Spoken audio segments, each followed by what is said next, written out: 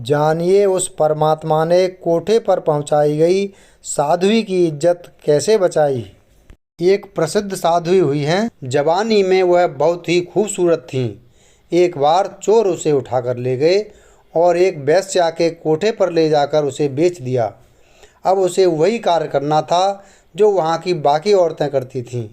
इस नए घर में पहली रात को उसके पास एक आदमी लाया गया। उसने तुरंत बातचीत शुरू कर दी।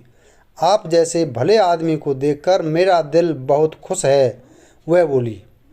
आप सामने पड़ी कुर्सी पर बैठ जाएं, मैं थोड़ी देर परमात्मा की याद में बैठ लूं। अगर आप चाहें तो आप भी परमात्मा की याद में बैठ जाएं।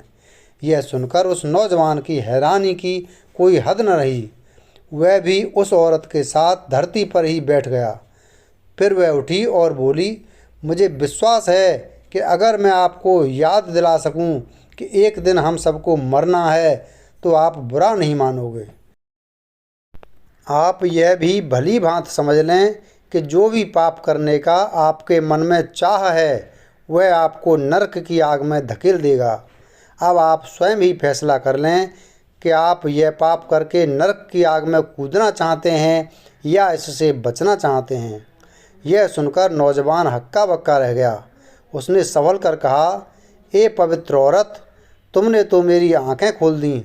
जो अभी तक पाप के भयंकर नतीजे की तरफ से बंद थीं, मैं वचन देता हूँ कि फिर कभी कोठे की तरफ कदम नहीं बढ़ाऊँगा। हर रोज़ नए आदमी उस औरत के पास भेजे जाते। पहले दिन आए नौजवान की तरह उन सब की ज़िंदगी भी पलटती गई। उस कोठे के मालिक को बहुत हैरानी हुई कि इतनी खूबसूरत और नौजवान औरत है और एक बार आया ग्राहक दोबारा उसके पास जाने के लिए नहीं आता, जबकि लोग ऐसी सुंदर लड़कियों के दीवाने होकर उसके इर्द गिर्द घूमते हैं। यह राज जानने के लिए उसने एक रात अपनी पत्नी को ऐसी जगह छुपाकर बिठा दिया जहां से वह उस औरत के कमरे के अंदर सब कुछ देख सकती थी। वह यह जानना चाहता था कि जब कोई आदमी उस औरत के पास भेजा जाता है तो वह उसके साथ कैसे पेश आती है। उस रात उसने देखा कि जैसे ही ग्राहक ने अंदर कदम रखा, औरत उठकर खड़ी हो गई और बोली, आओ भले आदमी, आपका स्वागत है। पाप के इस घर में मुझे हमेशा याद रहता है कि परमात्मा हर जगह मौजूद है। वह सब कुछ देखता है और जो चाहे कर सकता है। आपका इस बारे में क्या ख्याल है। यह सुनकर वह आदमी हक्का बक्का रह गया और उसे कुछ समझ न आया कि क्या करे क्या कहे।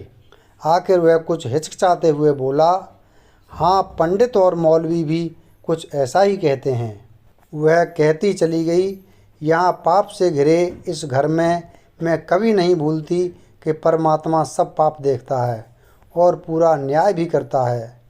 वह हर इंसान को उसके पापों की सज़ा ज़रूर देता है। जो लोग यहाँ आकर पाप करते हैं उसकी सज़ा पाते हैं।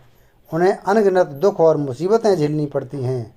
मेरे भाई, हमें मनुष्य जन्म मिला है भजन बंदगी करने के लिए, दुनिया के दुखों से हमेशा के लिए छुटकारा पाने के लिए, परमात्मा से मुलाकात करने के लिए, न कि जानवरों से भी बदतर बनकर उसे बर्बाद करने के लिए। पहले आए लोगों की तरह इस आदमी को भी उस औरत की बातों में छुपी सच्चाई का एहसास हो गया।